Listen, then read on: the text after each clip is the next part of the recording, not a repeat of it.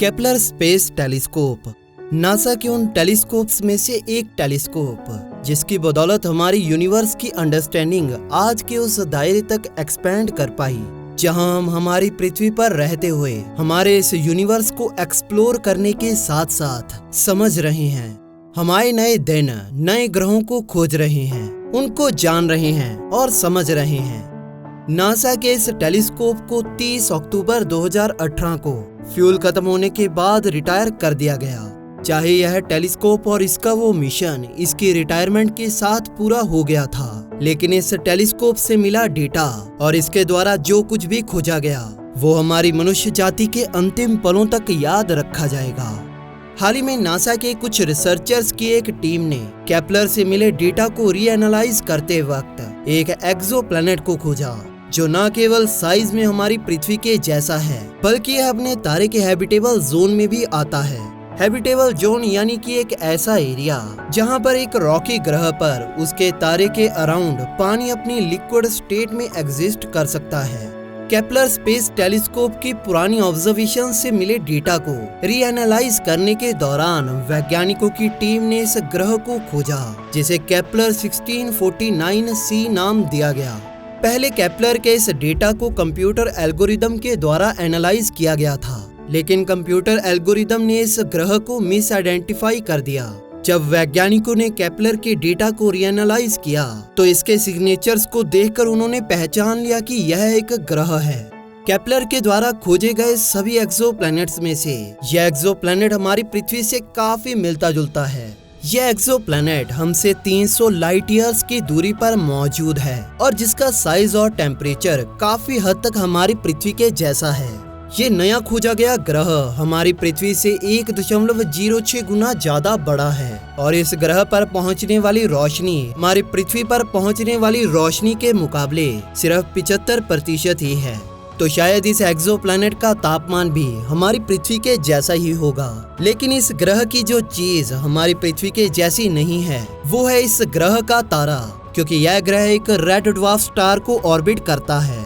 इस तरह के तारे सोलर फ्लेयर्स को काफी ज्यादा मात्रा में पैदा करते हैं और जो उनके पास मौजूद किसी ग्रह पर किसी तरह के संभावित जीवन के लिए उस ग्रह के एटमॉस्फेयर को काफी चैलेंजिंग बना देते हैं।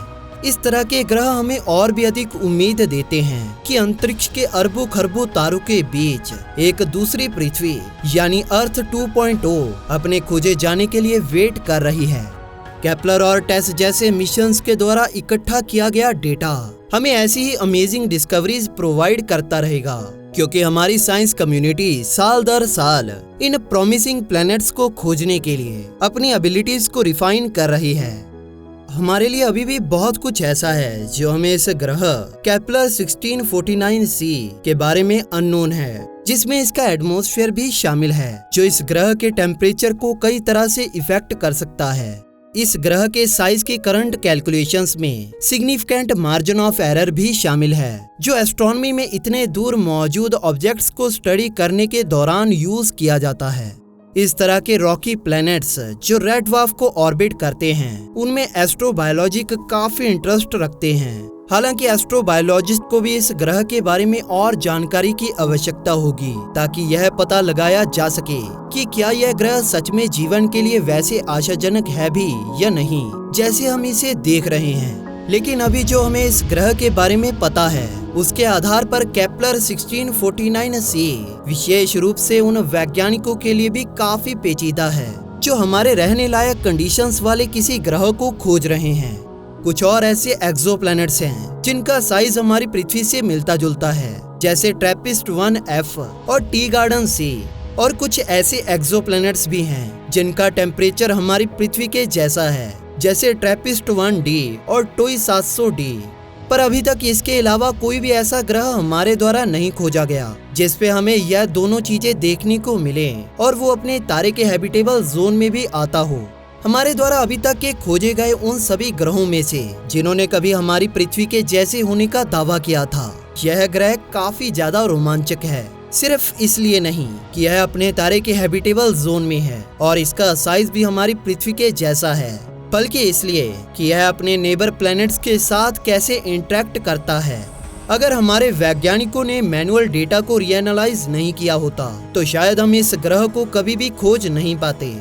यह ग्रह केपलर 1649c अपने तारे का ऑर्बिट काफी करीब से करता है और जिस वजह से यह अपने तारे का एक ऑर्बिट सिर्फ 17 दिनों में पूरा कर लेता है, यानी कि इस ग्रह पर एक साल सिर्फ 17 दिनों का होता है।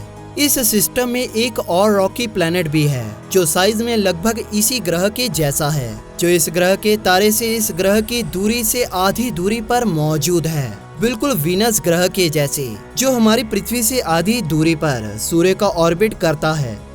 केपलर 1649c न केवल इसके साइज और इसके तारे से आ रही रोशनी के मामले में हमारी पृथ्वी के जैसा है, बल्कि इसने इसके स्टार सिस्टम के लिए हमारे नजरिए को ही बदल दिया है। इस ग्रह के स्टार सिस्टम का बाहरी ग्रह जितनी देर में इसके होस्ट स्टार के 9 चक्कर लगाता है, उतनी देर में इस सिस्टम का इनर प्लैनेट सही 4 चक्कर लगाता है। उनके ऑर्बिट्स के मैच होने की यह स्टेबल रेशो यह इंडिकेट करती है कि यह सिस्टम खुद भी काफी ज्यादा स्टेबल है और जो एक लंबे समय तक ऐसे ही सरवाइव कर पाएगा। यह नियरली परफेक्ट पीरियड रेशो जिस फिनोमिना के कारण होती है उसे हम ऑर्बिटल रेजोनेंस कहते हैं, लेकिन यह 9:4 रेशो प्लैनेटरी सिस्टम में सबसे ज्यादा यूनिक है। उन रिसर्चर्स की टीम ने इस सिस्टम को किसी तीसरे ग्रह के लिए भी स्टडी किया, लेकिन उन्हें कुछ भी देखने को नहीं मिला।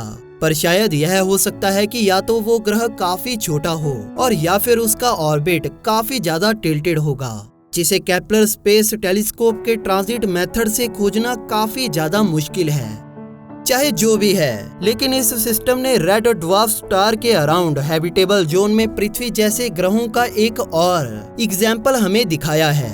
यह छोटे और डिम तारों के ऑर्बिट में रहने वाले वो ग्रह इनके काफी करीब होने चाहिए, जहां पर उनका टेम्परेचर ना ही ज्यादा गर्म हो और ना ही ज्यादा ठंडा, जो जीवन के पनपने के लिए काफी जरूरी है।